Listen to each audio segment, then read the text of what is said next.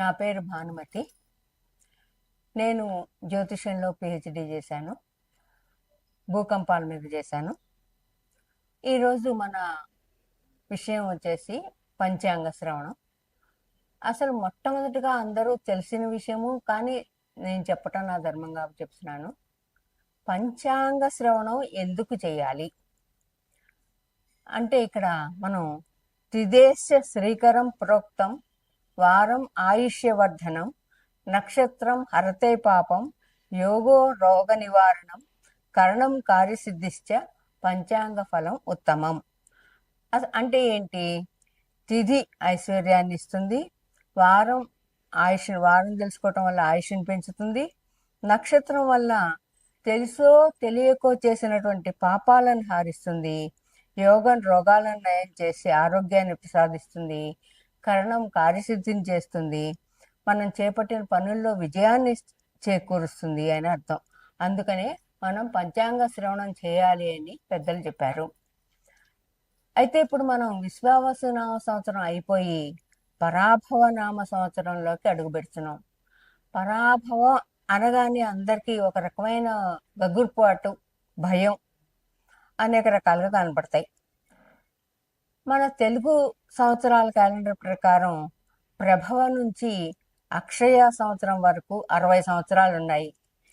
కాలచక్రంలో ఈ పరాభవ నామ సంవత్సరం అనేది 40వ సంవత్సరంగా గుర్తింపు పొందింది. అయితే నేను ఇందాకే చెప్పినట్టు ఈ పేరు వినగానే అందరిలో భయం కలుగుతుందని చెప్పాను. ఎందుకంటే ఈ పరాభవం అనే మాటకి అర్థం ఓటమి, అపజయం, అవమానం అనే అర్థాలు ఉన్నాయి. అయితే ఇక్కడ మనం ఏం అర్థం చేసుకోవాలి? ఈ సంవత్సరం అంతా కూడా పాలకులకు ప్రజలు ఒకరినొకరు అవమానించుకోవడం జరుగుతుంది. పాలకుల్లో ఆధిపత్య ధోరణి పెరుగుతుంది. దాని మూలంగా ఓటములు ఎదుర్కొంటారు. ధన నష్టం, నైతిక పతనాలు మొదలగునవి ఈ సంవత్సరంలో చోటు చేసుకుంటాయి. అయితే ఈ 60 సంవత్సరాల పేర్లలో కొన్ని పేర్లు అర్థాలు ప్రతికూలను మాత్రమే సూచిస్తాయి అని అనుకోవటం చాలా పొరపాటు. అయితే ఉదాహరణకి మనం ఇక్కడ ఏం చెప్పుకోవచ్చు? మన ఉగాది పచ్చడిలో షడ్రుచులు ఉంటాయి: ఉప్పు, కారం, తీపి, వగరు, చేదు, ఇవన్నీ కూడా. అదే విధంగా ప్రకృతిలో కూడా ఉంటాయి, సమాజంలో కూడా అనుకూలతలు ఉంటాయి.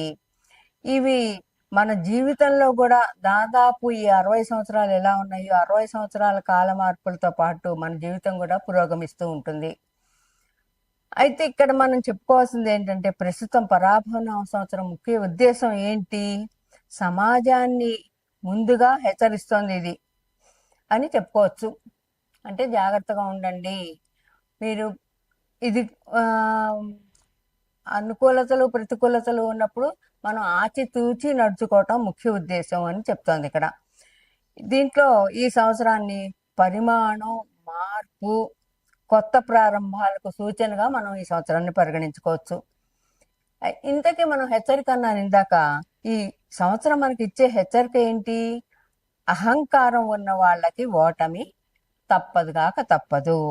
అదేవిధంగా వినయ విధేయతలతో ఉండే వాళ్ళకి ఉన్నత స్థానాన్ని చేరుకుంటారు వాళ్ళు అని చెప్పడం ఈ కొత్త సంవత్సరం యొక్క ప్రథమ ఫలితం, ప్రథమ లక్షణం అని కూడా మనం చెప్పుకోవచ్చు. తర్వాత ఈ సంవత్సరం పంచాంగ శ్రవణంలో తదుపరి కుంభరాశి. ఈ కుంభరాశి వాళ్ళకి ఏళ్ళనాడు శని జరుగుతూ ఉంది. ఇది ఒక ఇంపార్టెంట్. అంటే ఏళ్ళనాడు శని అంటే 12 చివరి ఘట్టం. అంటే కుంభరాశికి ద్వితీయ రాశి మీనం, అందులో శని ఉన్నాడు. సో వీళ్ళకి ఆదాయం 2, వ్యయం 8. చూడండి, 4 రెట్లు ఖర్చు ఉంటుంది. అనవసరంగా దూకుడు మీద ఖర్చు పెట్టేటువంటి అవకాశం ఉంటుంది. అలాగే ఆదాయం 2, వ్యయం 8 అన్నాం. అలాగే రాజపూజ్యం 4, అవమానం 2. సో అంటే నలుగురు మిమ్మల్ని ఇష్టపడితే ఇద్దరు కొంచెం మీరంటే విముఖత చూపిస్తారు. ఇందులో ధనిష్ట 3-4 పాదాలు, శతభిషం 1 నుంచి 1, 2, 3, 4 పాదాలు, పూర్వభాద్ర 1, 2, 3 పాదాలు ఉంటాయి. అయితే రవి వచ్చి 15/5 26 నుంచి 15/6/26 వరకు అష్టమం అర్ధాష్టమంలో సంచారం. తర్వాత 18/9 నుంచి 17/10 వరకు అష్టమం. తర్వాత 18/1 నుంచి 15/1 నుంచి 14/3/27 వరకు వ్యయము జన్మంలో సంచారం. కుజుడు సంవత్సరాది నుంచి 1 ఏప్రిల్ వరకు జన్మంలో, 26/26 నుంచి 1 మార్చి వరకు అర్ధాష్టమంలో సంచారం. గురువు ఈ సంవత్సరం అంతా కూడా ఈ రాశి వాళ్ళకి శుభుడు. అంటే ద్వితీయాధిపతి కాబట్టి డెఫినెట్గా డబ్బులు వస్తాయి. అలాగే రాహు అంతా కూడా జన్మంలోనూ వ్యయస్థానంలోనూ ఉంటాడు. కేతువు 1 నుంచి 3/12 వరకు సప్తమంలో. అలాగే ఏలినాటి శని జరగడం, ఇది ఇందాక చెప్పుకున్నాం మనం. ఈ జాతకులకి గృహ కుటుంబ పరిస్థితుల నుంచి సాంఘికంగా గృహ సంబంధంగా కొంత సౌఖ్యం కలుగుతుంది. ఈ సంవత్సరం 6 నెలలు ఏ పని మొదలు పెట్టినా కలిసి వచ్చి పూర్తిగా చేసుకుంటారు. 6 months. అంటే ఈ తర్వాత మళ్ళా రాశి మార్పు వచ్చేస్తుంది. రాహువు 12 ఇంట ఉండడం, అగ్ని భయం, దొంగల భయం,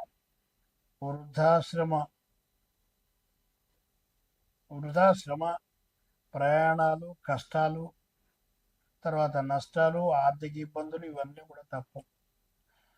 దైవధ్యానం చాలా చాలా అవసరం. ఆరోగ్యం మాత్రం జాగ్రత్తగా ఉండాలి.